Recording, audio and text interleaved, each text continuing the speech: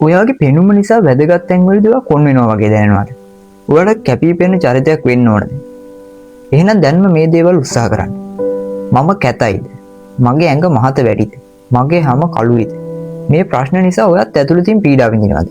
විශේෂයෙන්ම පාටියකට යද්දි, ඉන්ටර්විව් එකකට යද්දි, එහෙම නැත්නම් අලුත් පිරිසක් ඉන්න තැනකට යද්දි ඔයාගේ පෙනුම ගැන තියෙන අවිශ්වාසය නිසා ඔයාව කොන් වෙනවා වගේ දැනෙනවා නම් අපි මේ කතාව කියන්නේ ඔයාටමයි.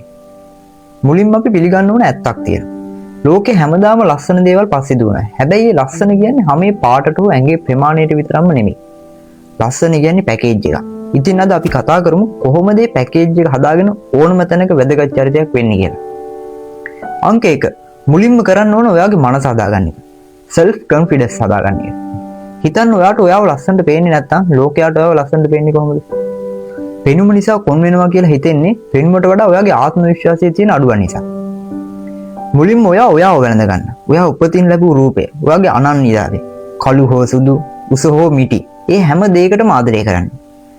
ඔයා කරන ලොකුම වැරද්ද තමයි ඔයාව තව කෙනෙක් එක්ක සංසන්දනය කරන එක. ඒ නිසා සංසන්දනය කරන එක නතර කරන්න. Facebook එකේ, Instagram එකේ ඉන්න ෆිල්ටර් දාපු රූප එක්ක ඔයාගේ ස්වභාවික රූපේ සංසන්දනය කරන්න එපා. ඒවා බොරු. විශ්වාස නැත්නම් ඔයත් ෆිල්ටර් එකක් දාලා බලන්න. අංක 2. සනීප ආරක්ෂාව සහ පිළිවෙල ගොඩක්ම වැදගත්. ලස්සන වෙන්න රත්තරන් බඩු හෝ මිල අධික ඇඳුම් සහ ආලේපන ඕන නැහැ. ඕනෑම තැනක ඔයාව කැපී පෙනෙන්න නම් ඔයාව පිළිවෙල වෙන්න ඕන. නියපොතු කපලා කොණ්ඩේ ලස්සනට පීරලා පිළිවෙලට ඉන්න කෙනෙක්ට ඕනෑම තැනක පිළිගැනීමක් තියෙනවා. විශේෂම දේ තමයි ලස්සනට වඩා සුවඳ මිනිස්සුන්ගේ මතකයට ඇඳෙනවා. අධික සැර නැති ප්‍රසන්න සුවඳ විලවුන් වර්ගයක් පාවිච්චි කරන්න. හැමදාම එකම සෙන්ට් එක පාවිච්චි කරන්න. කතා කරනකොට ඔයා ගැන හොඳ ප්‍රතිරූපයක් ඇති වෙන්න නම් ඔයාගේ හුස්ම ප්‍රසන්න වෙන්න ඕනේ. ඒ නිසා දත් මැදට ලස්සනට ඉන්න. අංක 3. ඇඳුම් තෝරා ගැනීමේ රහස. මිල අධික ඇඳුම් වලට වඩා වැදගත් වෙන්නේ ඔයාට ගැළපෙන ඇඳුම් තෝරාගන්න එක. ඔයාගේ ඇඟට ගැළපෙන ඇඳුම් අඳින්න. ඔයා මහතයි නම් ඔයාට වඩාත් ගැළපෙන කලර් එක සහ මෝස්තර මොනවද කියලා ඉගෙන ගන්න. අවස්ථාවට ගැළපෙන ඇඳුම තෝරගන්න.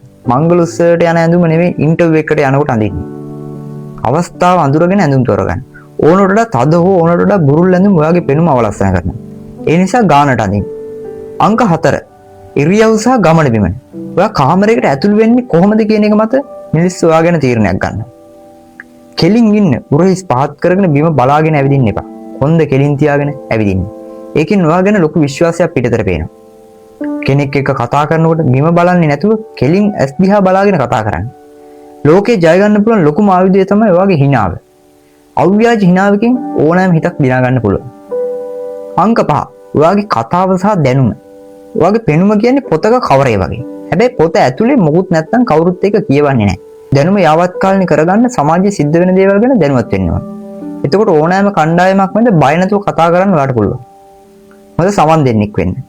අනිත් අය කියන දේට අවධානය දෙනවා නම් ඔයා වැදගත් චරිතයක් බවට පත් වෙනවා. කවුරු හරි කතා කරද්දි ෆෝන් එක බලන්න එපා. ඔයා එයාට ඇහුම්කන් දෙන්න. ඊළඟට තියෙන ප්‍රශ්නේ තමයි ඔයා අපහසුතාවට පත් වෙන තැන්වලදී මොකද්ද කරන්න ඕනේ කියන එක. සමහර වෙලාවට කෙනෙක් ඔයාගේ පෙනුම ගැන විහිළුවක් කරන්න පුළුවන්. එතකොට කලබල වෙන්න එපා. hina වෙලා ඒක මග හරින්න. ඔයා ඒ ගැන දුක් වෙනවා කියලා පෙනුනොත් වුන් තවත් ඔයාව කොන් කරනවා. ඔයයි ඔයාගේ ලෝකේ රජ්ජු. ඒ නිසා පෙනුම කියන්නේ වෙනස් කරගන්න පුළුවන් දෙයක්.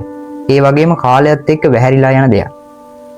අදම අලුත් විදිහට හිතන්න පටන් ගන්න. කණ්ණාඩි ඉස්සරහට ගිහින් ඔයාටම මෙහෙම කියන්නේ. මම අද ඉඳන් මගේ උපරිම කරනවා. මම මට ආදරේ. ඔයාගේ පෙනුම ගැන තිබ්බ බය අතහැරලා ආත්ම විශ්වාසයෙන් ලෝකෙට මුහුණ දෙන්න.